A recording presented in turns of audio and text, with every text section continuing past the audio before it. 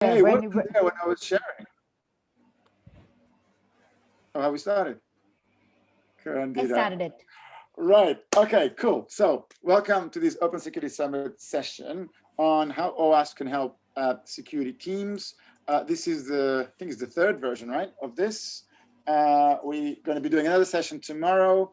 And what we want to do here is to sort of continuing this mapping of literally trying to answer how OWASP can help the security teams, right? So the reality is that, when you look at OWASP has an amazing set of projects, right? It's in a way, OWASP is one of the best, or probably the best application security research center, right, in the world, right? Where it creates this great environment where people can come in, start their own projects, put their research on it, put their ideas. Everything is Creative Commons. Everything is open source, right? And there's some really, really spectacular things in here.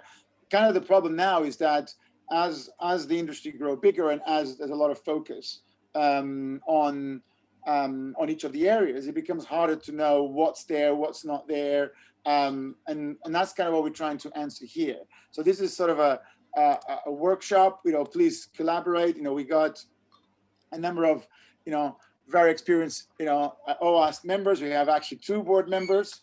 We've got Grant and Vandana. We got Sam, which is chapter leader from the London chapter. We got Dida, another very, big contribution. Who else we got? Anybody recognize anybody on the names? I think we might have a couple more guys from OWASP here. Any project leader wants to raise their hand? Or chapter leader? I I see know Garth. Gart, yeah. Cool. What project is this? He's the chapter lead for Canada. Is it Ottawa? I'm a co-lead at OWASP Ottawa. Cool. And so I was thinking that what we can do is we can spend, so we got an hour today, an hour tomorrow. So today we'll focus a bit on guides and testing tools, and then tomorrow we can probably go to the more DevSecOps or some of the other things, or maybe we just go in sequence, right? Whatever's easier. And then we already did a lot of mappings last time, so I think we could start there. And I think it'd be worthwhile at the end spend about 5 or 10 minutes on basically next ideas for these projects. How can we scale? How can we actually share this information?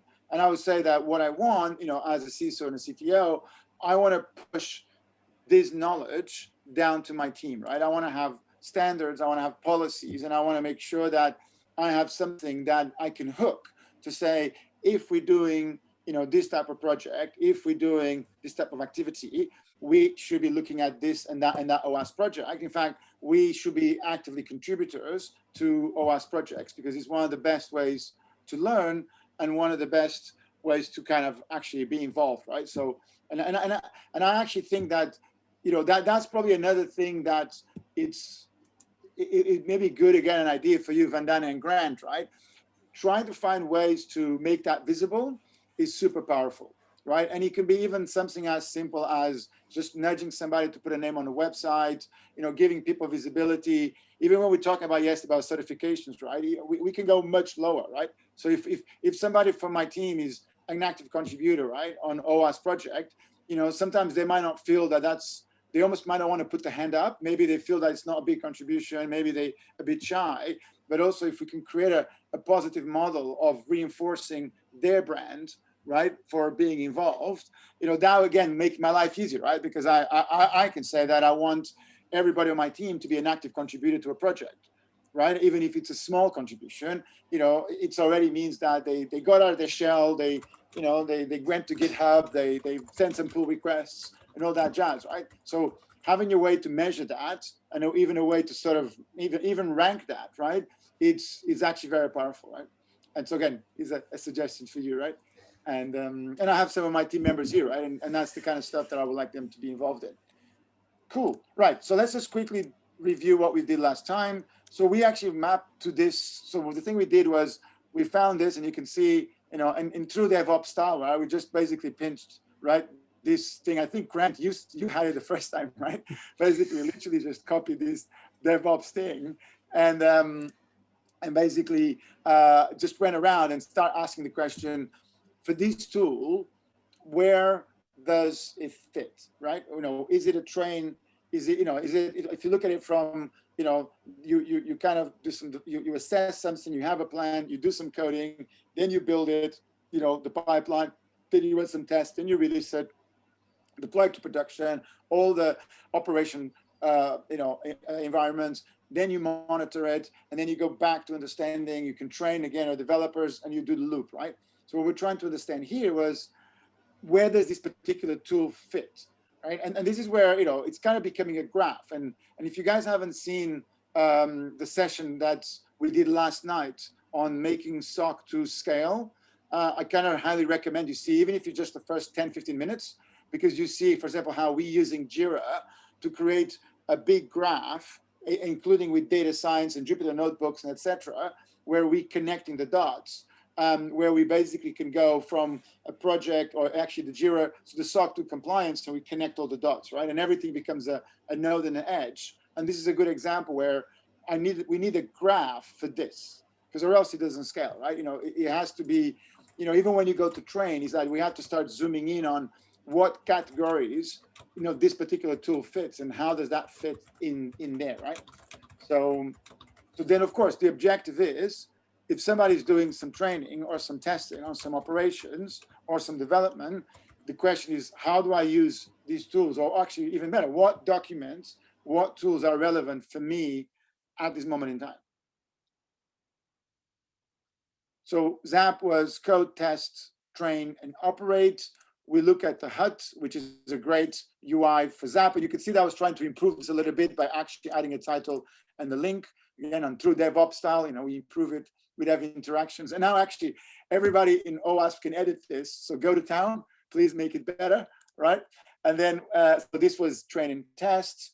We had the Defect Dojo, which is a really cool application to manage vulnerabilities. And that was sort of on the operate and monitor kind of stage. We've got the project AMAS, which I think Sam is a big fan of, which is, or Sharif too, which is a great way to visualize, actually in a graph, as you can see here, sort of DNS infrastructure and new exposure. And again, we put this on the monitor kind of scale. Then you got the dependency checker, which is about your dependencies. There's dependency track, which is another dependency sort of monitoring tool. And by the way, I think it's very healthy that OWASP has sometimes multiple tools, right? Because they sometimes cover different areas and they approach different ways. And then what we then have is almost an organic, right? Mode where, in a way, the best tool gets more energy or eventually evolves, right? And I think Simon just joined. Hey, Simon. So, hey, how you doing? Yeah, sorry, I just had another meeting which overlapped with the first bit. You missed Zap. Oh, missed already. Oh, Still you here. I was I'll just just look about the to rest. paste the link to the HUD because Dinis started adding URLs at the top of each page. So I just pasted it in chat, Dinis, by the way. Yeah, but there is a great screenshot there. I know you're adding screenshots to each project you're talking about. So there is there's one on that GitHub README page. Look, here's the link, man. You can edit yourself.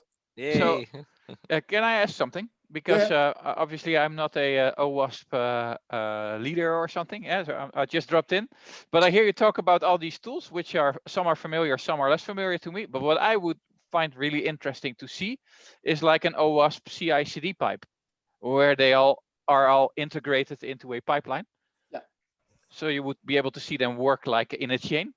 Yeah, I completely agree. And that's kind of, for me, the idea of this, right, is to almost take the universe of OWASP tools, right, and then almost start to map them into these sort of, big areas, right? And then you can start to ask the question, like you said. So, for example, which tools we can put on a pipeline, right? So what are the tools that we can do, and how does the integration work? Yeah, exactly. For example, like, can we feed findings from ZAP to Defect Dojo, right? Is that there, right? Can we use ZAP to trigger, Project AMAS sort of visualizations, right? So, in fact, like ZAP is a good example, right? ZAP is a and almost like a test execution engine, right? So you can actually expand it, right? And I think what's interesting is try to find those gaps, but also some of the technology foundations. Like these days, GitHub Actions or Travis or Code Build or others, they're nice, robust CI pipelines. What we want to provide is almost those templates, right? Where you can now just start to provide your little customization bits, and then you can use them, like you said, on a pipeline in a complete sort of isolated environment that has an end-to-end sort of well-integrated toolkit. That would be cool. Yeah.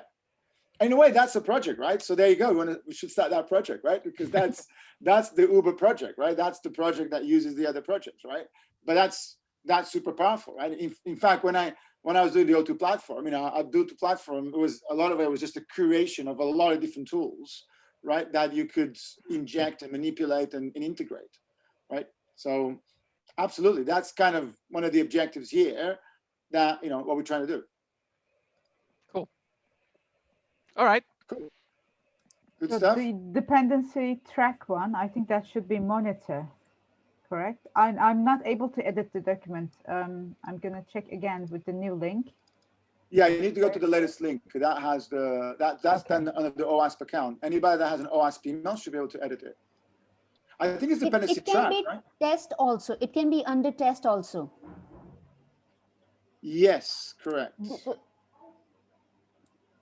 Yeah. Yeah. Correct, because we should be testing it, right? Yeah, I think that's a very good point. Cool. So I'll add that to here. And then what's nice about this, right, is that we can go to each of the tool and almost ask them the question, like, what do you do for test? In fact, what would be good is to, it's quite funny now, coming from the SOC 2 world now, where everything is now a link, right? Where we basically have, the requirements and the controls and the evidence and the thing and the project we're doing. It's really powerful to be able to link to a specific thing and then say, I care about that one, and you see why, and you see the capabilities, right? So I think it's worth trying to map that out. So cool. So we got dependency track, we got the juice shop. So we put this on training, right? Which is one of the sort of the training tools that we have.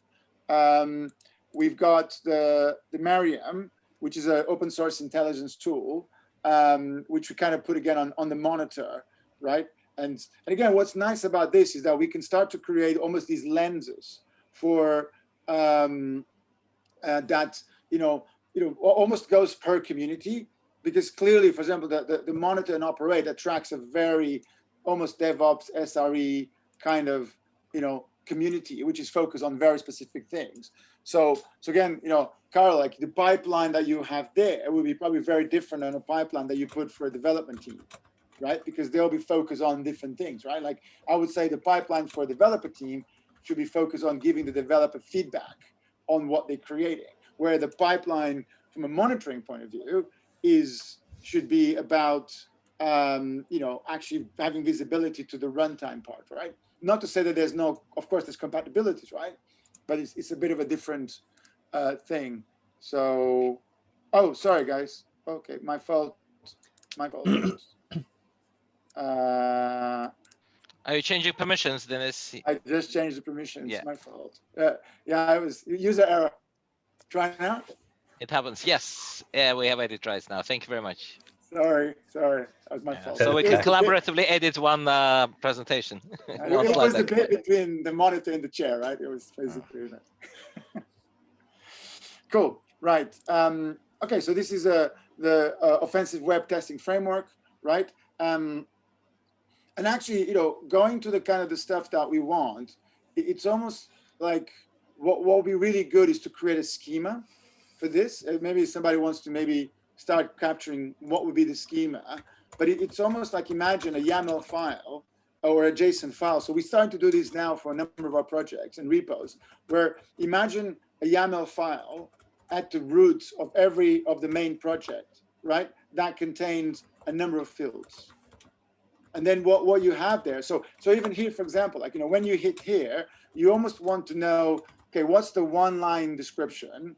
What's the sort of, the paragraph description, what are the main links, and what are the maybe the key things that you should be doing, which actually for the leaders of being around for a while, this probably reminds, if you were involved in the wiki, the media wiki that has variables with Paulo when we did a whole bunch of stuff. So, but I think it will be very, very powerful to do that. So each project page has a leaders.md that contains the list of leaders, but there are other elements in that page that could contain some metadata we could pull. Yeah, but you want consistent, right? Yeah. So if I'm here, okay, so this is HUD. Maybe, okay, that might not be the best one because it's probably so big. Let's go AMAS, right? So if I go here and I go there, right? So I didn't mean in here, Denise. I meant in the repo for the web page. Yeah. But this is maintained by the user, right? Isn't it better here by the developers? Not really, because this is not a project. This is not a catalog of the project, right? This is the actual project source code. And but we have a project web page. Just go back. On OWASP. Yeah. Go to OWASP.org. Not here. Just go to OWASP.org. Yep. Now click on any one of them. Yeah. Sorry, Grant, go ahead. Yeah. Scroll to the bottom. Yep. Edits on GitHub. So this is maintained by the project leaders as well. So there's an info.markdown there. Okay, wait. Yeah. So there is a metadata. Yeah. But so you can see there's a tags and there is a pitch. So at least you can extract the pitch, but there is some metadata. So per your suggestion, we could add some other things there. For example, tags related to the place in the DevSecOps loop. Got it. But the pitch is there. This is why you can basically you can extract structural data for each project with its name and what it is. And that's how it works. So cool. Your page probably don't have it. You will have a placeholder actually. If you open the index MD in that file, and your own platform, because though you will see that placeholder. It's not in config. This is to build the project. This is a Jekyll file. It's inside the index, so there is some metadata there using tags. If you look at the raw, there you go. Yeah, that all right. That'll be a good place to put it, right? Now, would you put it here, or would you put it as a YAML file on the root? YAML, that's a different thing, but obviously there is something already, a rudimentary bit, at least with a name and a pitch, right? So for Zap, you can see it's there. I think that it will be there for AMAS and some other projects as well. And in the info MD, you will find other things which will be like links to the repo with a source code. So any links, for example, to YouTube channel, because we have some projects which have YouTube channels. Cool. Like, let's see. Yep. Cool. Yeah. And links to the social media, like Twitter, for example. Yeah, but then this needs to be in a way that is parsable. Well, this is Markdown, so that's more difficult. You're better off doing it in the tags. Yeah. Or as you mentioned, Denise, as a YAML file. YAML, quite a good idea. Yes. Yeah, because the thing about this is you kind of actually need to introduce some constraints, right? Because you need to actually say, because you need to be consistent right across the board, right? Yeah. So that if I'm looking for a description, if I'm looking for a link, I'm looking for a release, all that stuff, right? Actually having that schema, allows you to have that kind of level of granularity, right? That you can then apply. So that, in a way, what we want is to create this programmatically, right?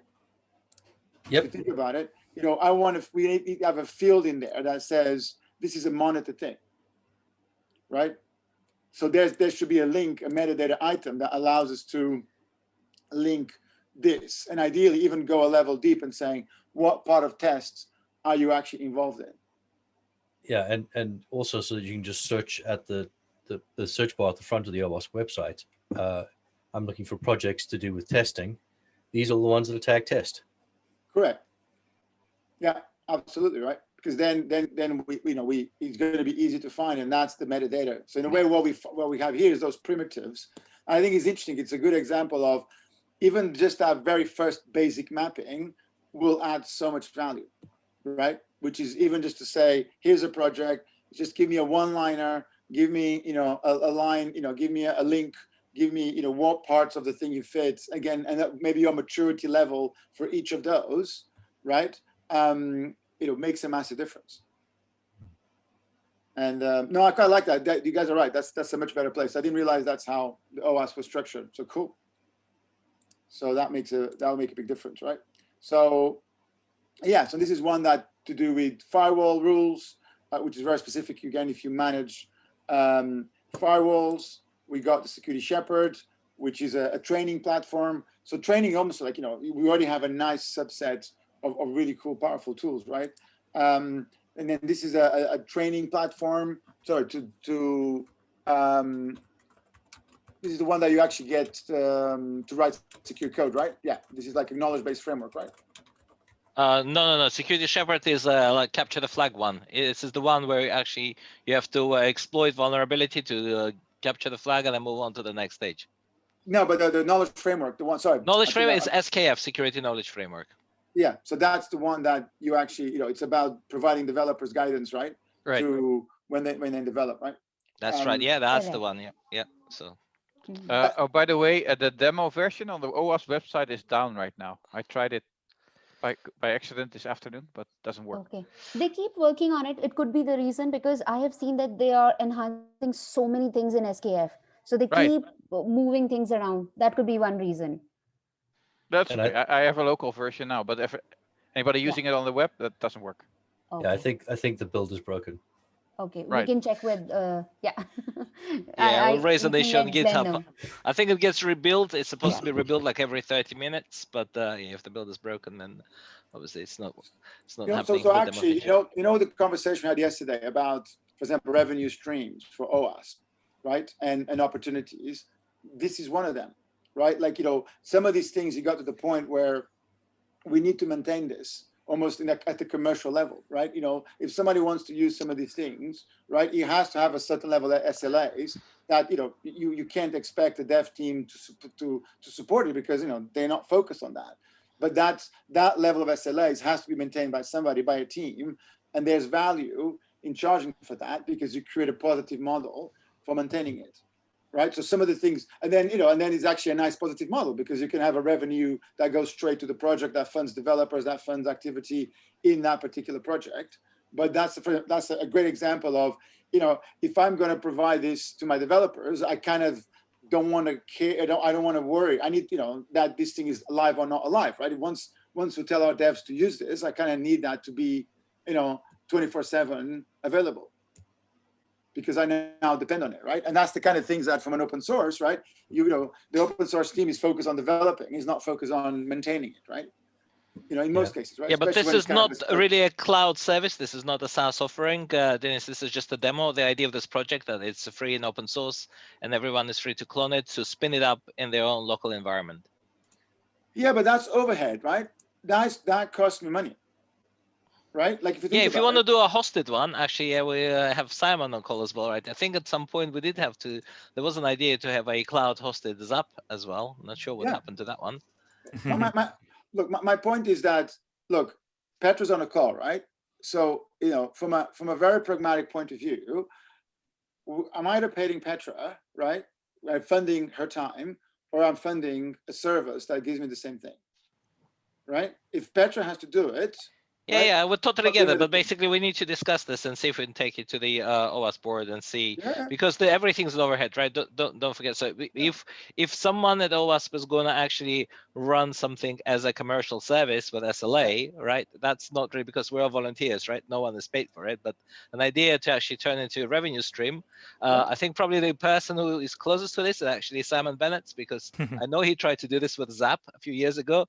So how did it finish, Simon? We talked about doing Zap as a service, and in the end, ZAS is what's called, right? Yes, ZAS. In the end, we worked out it was just too much time, and because I was hoping to spend time on it as part of my work on Mozilla, But priorities changed. I wasn't able to focus on it. And creating a service like that is a huge amount of work. And I appreciate even more now at Stackhawk when they're doing this and they've got a whole company behind it. Yeah. However, we're still looking at putting some services online, some public services online for Zap.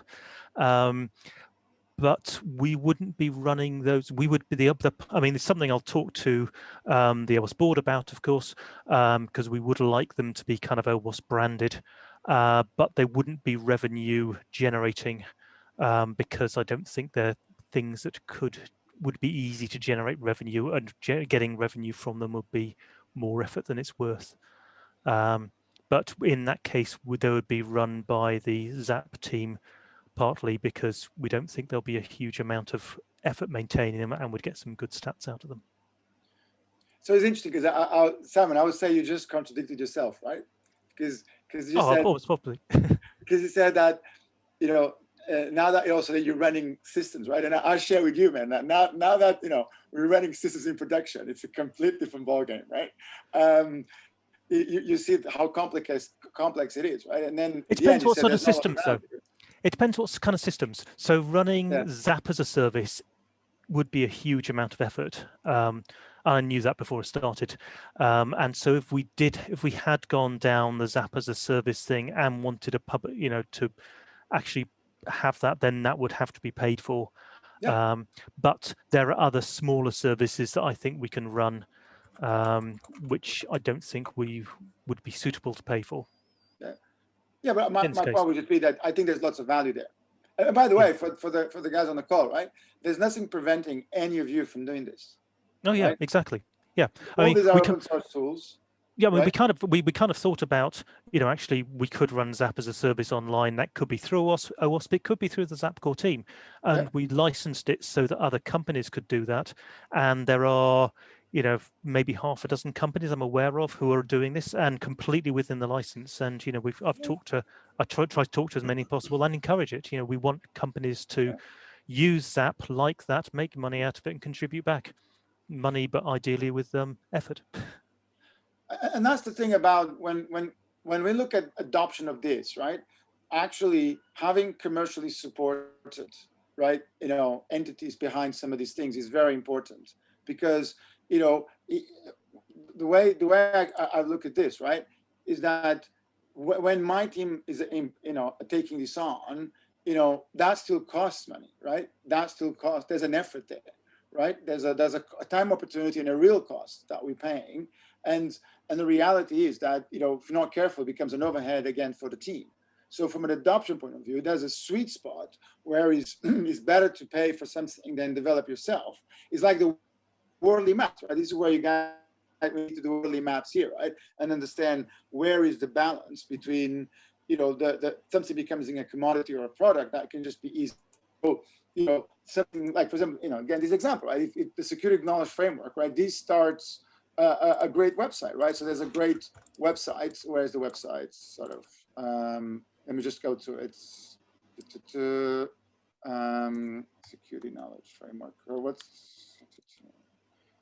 where do I find it? There, right there. Below Sam in that list, Flagship Projects. SKF, right? Yeah, Flagship Projects. Yeah, there you go. Yeah, that was. Yeah. I thought there was some examples here, right? Yeah, see, where's the screenshots, right? It'd be good if I could. All right, because I just want to confirm. So basically, the thing about of this thing, right, is that you kind of want a version of this that is now very reliable, right? That is always on. That if my team is running it, in fact, if we start to do customizations, there's even value of saying, we want a private version of it. Now, there's a moment where we could say, okay, we can host our own, but again, that has cost, right? That takes effort. So going back, actually, Carlo, to your pipeline, right? As you start to look at the pipeline, even some of the integration between those tools become really important, right? And you don't want, for example, a new version to break the pipeline, right? Or you now need to maintain that end-to-end integration. Yeah, absolutely. Well, but having that as a SaaS within your pipeline would be easy because you had one less thing to maintain as an organization. However, Correct. I totally see like the difficulty of doing that from an OWASP perspective, or the cost and effort. Well, there's, Yeah. I mean, to provide a commercial service as an open source foundation is complicated, right? Because Yeah. you need to staff for supporting that service. You need to make sure that you're covering costs on that service. You need to make sure it's going to be profitable enough. Mhm. It's not really the sort of thing that the OWASP Foundation is historically been very good at, but yes, it's definitely it's something we should look into for sure. And I'm sure that that's something that Andrew will have on his backlog of things to talk to us about.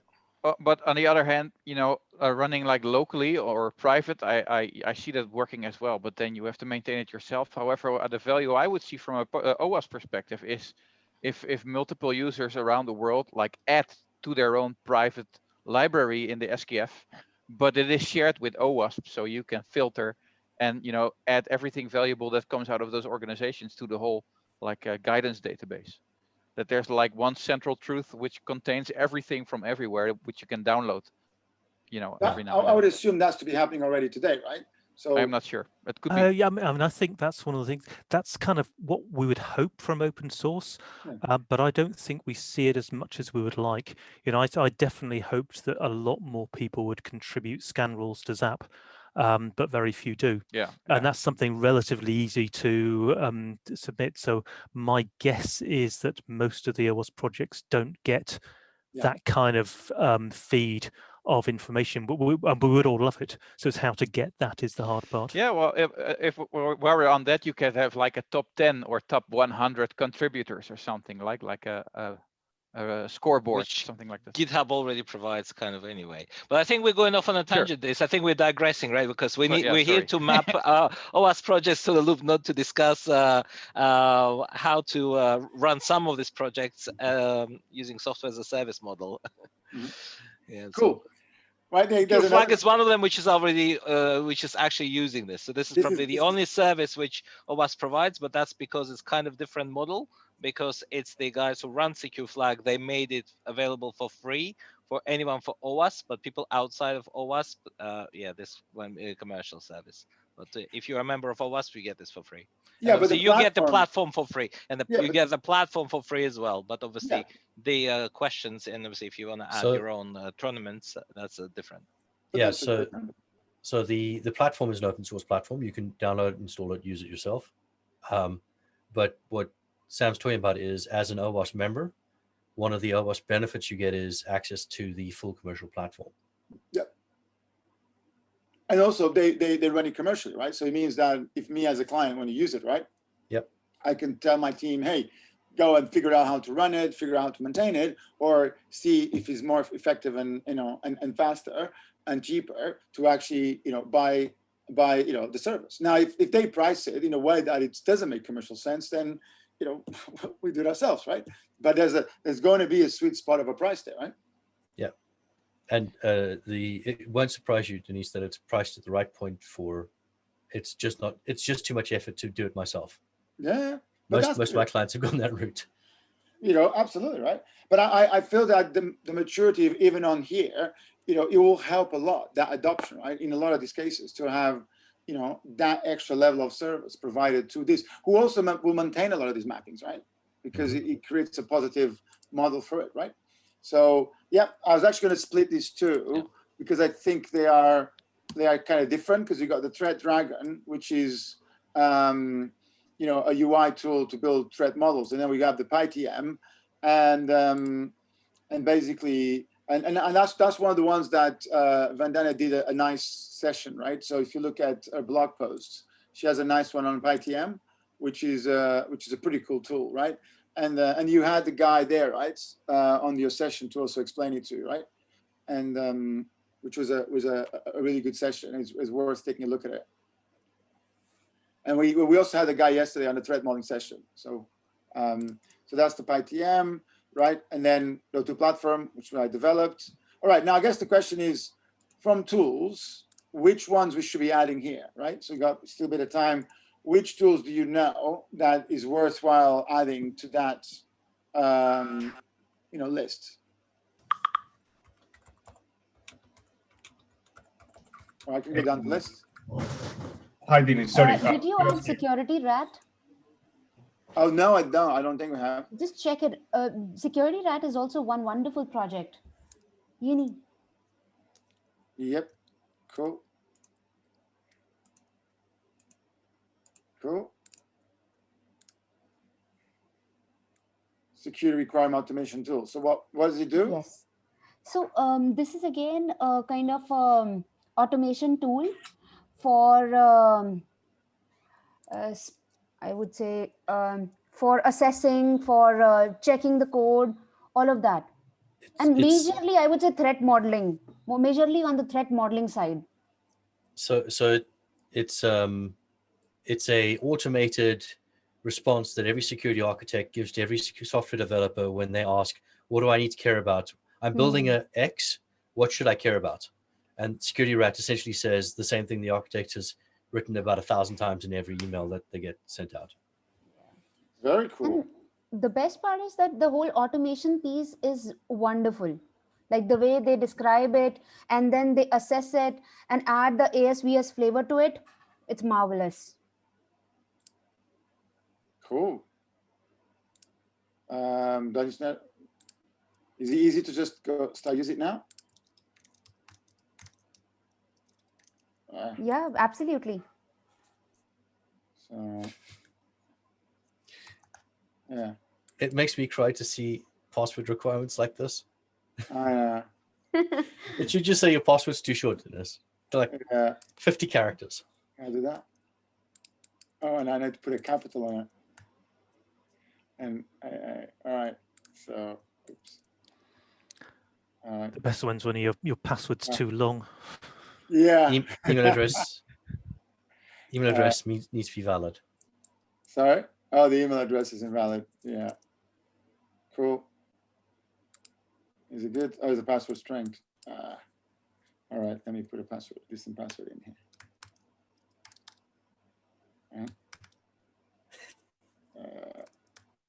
All right.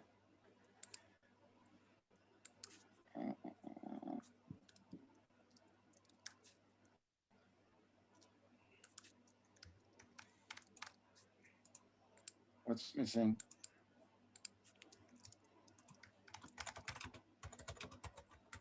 It does have all that stuff. Well, okay, don't worry about it. Cool. So you got, and that's the other thing that I think it's also worth doing is like, what's the elevator pitch for each of those things, tools, right? Like even have like a little presentation, right, on that homepage of it. So you imagine if you're just evaluating this, right? Making sure that, and this is, I quite like the repo because we can make it consistent, right? You can say there should be 3 screenshots, there should be a little video, right? And then that could be consistent across the whole board, right? So cool, right? Okay, so what projects should we also talk about? So I think we cover all of these, right? I think in terms of tools, we got all of that. Although this one, have anybody used I was looking at it, the qualitative metrics. Are you guys use this? This is more of a tool or more of a guide? Anybody use I actually this? don't know this project.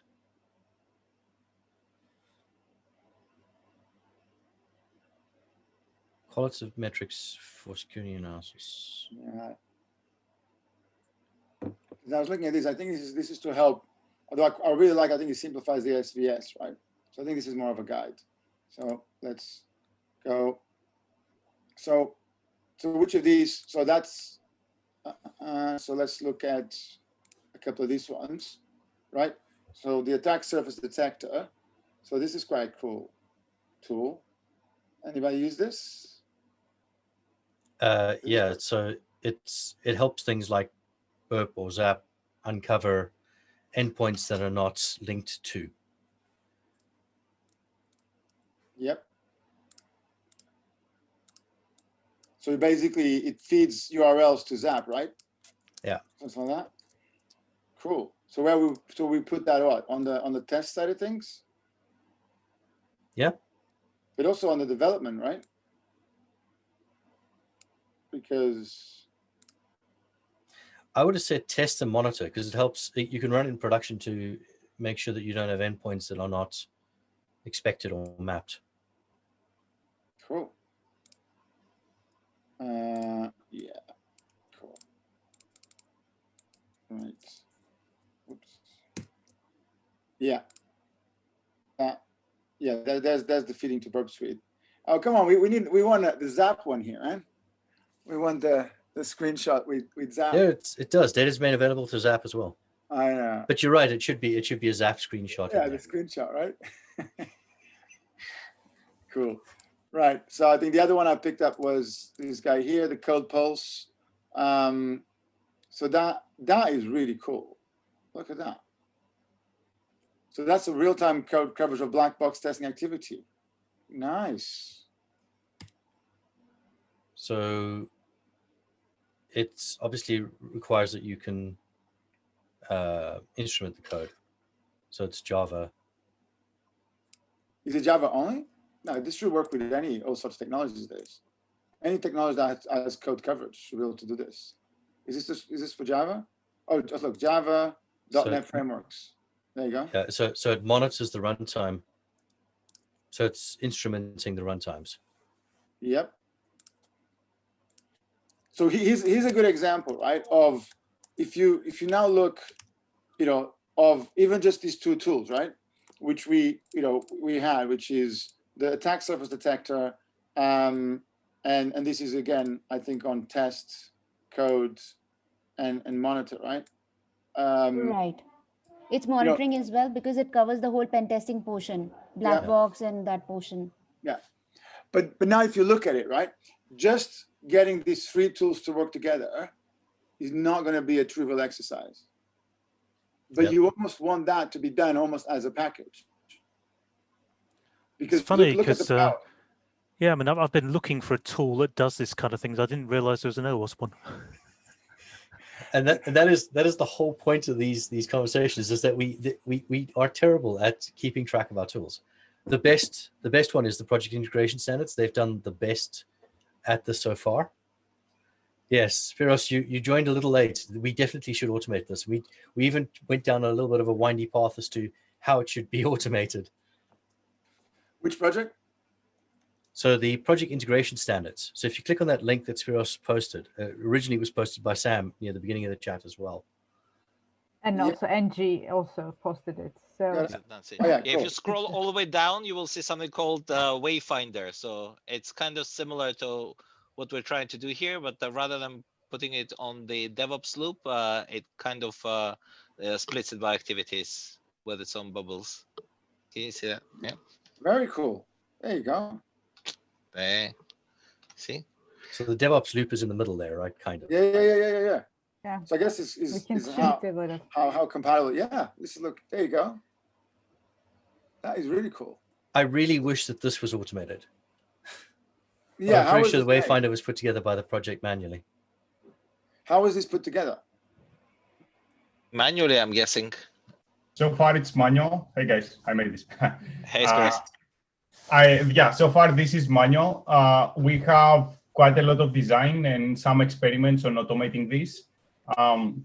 Mainly in the form of a YAML file you can stick at the beginning of your project, like at the root directory, and then we parse it and we build anything you want. This should come around March, depending on my free time. Excellent. That's exactly what we discussed, sticking the YAML file at the root. But is the YAML file to go into the source code repo of the project, Spiros, or into the OWASP projects webpage root? We prefer the source code, but I'm open with the OWASP project page linking to the source code. Yeah, because as you know, on the OWASP project webpage, there is already some metadata in the index markdown page, which defines the pitch for the project, the name of the project, and also the level, whether that's a a flagship project, a lab project, or an incubator project. And then when the project list is built, that metadata is used. Yeah, but obviously YAML file is a much better structured way of doing it. And if your project is already taking care of this, and you can automate this and basically introduce to all projects and contact all the leaders and ask them to place that file in there, yeah, that would be great. Yeah, look, I think, in a way, this is kind of what we're trying to map here, right? It's trying to map, and to find these projects, right? That, and how they relate to each other, right? So I think you've already done a lot of this thinking. So when you say this is manually, like, again, where's the GitHub repo that has the source code of this? If you click edit on GitHub. Yeah. Yeah, I got it. I'm in that. Okay, write up so OWASP in SDLC and it should be there. It's in the image, I think. So this is the image there, index there. Oh, no. Let me pull up the image because we made this a while ago and yeah, early restructured the project a bit. Give me 1 second. Yeah. Because I think the idea, right, is to also start this without depending too much on the project leaders, right? Like if you look at the mappings already done, like look at Simon's case, right? Like, and even me, like I already found projects in here that I was looking for that I wasn't aware that it had reached that level of quality, right? So we even the simple mappings that we have here, or even the simple mappings that it's already here, right, on this application Wayfinder, and I guess this is is this a PDF? Yeah. Yeah, so that's how you did it, right? Cool. So actually, this is a better way for us to follow, right? Because we can actually see here the tools, right? We can even follow this to discover the areas, right? Because I think this Wayfinder is a really spectacular tool, right? Very cool.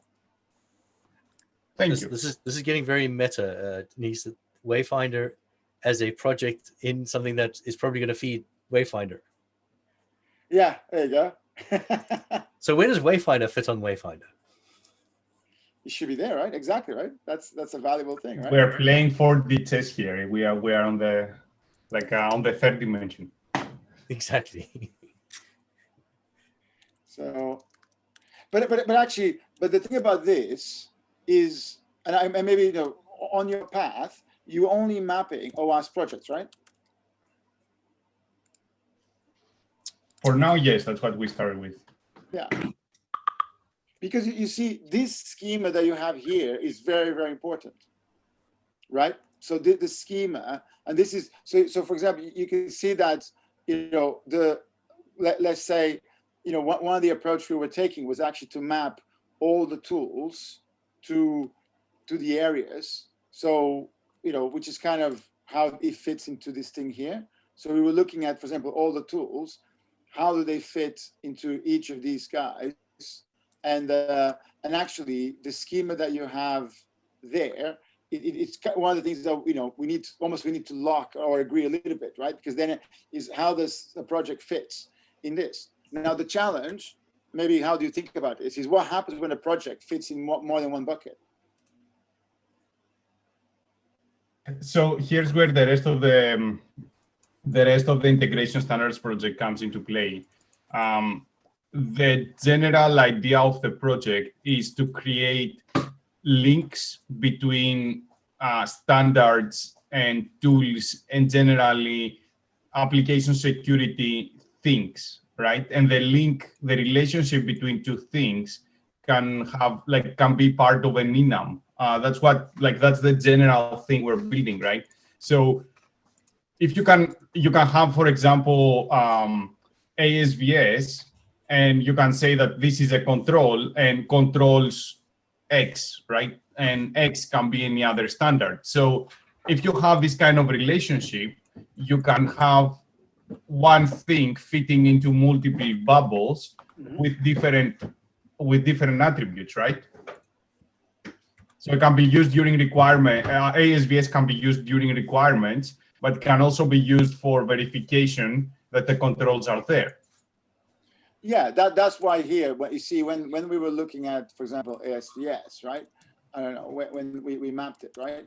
We, that's the mobile, I'm sure we got ASVS here. or maybe we didn't. But so the idea was to say where would they fit, right? So let's say, you know, something like this, right? The top 10 fits on training and test, or the proactive controls, or the container verification standard fits on build and deploy. So you start to understand which phase you're in and where on, let's say, this pipeline, or in your case, in your pipeline, that will fit in, right? Yeah.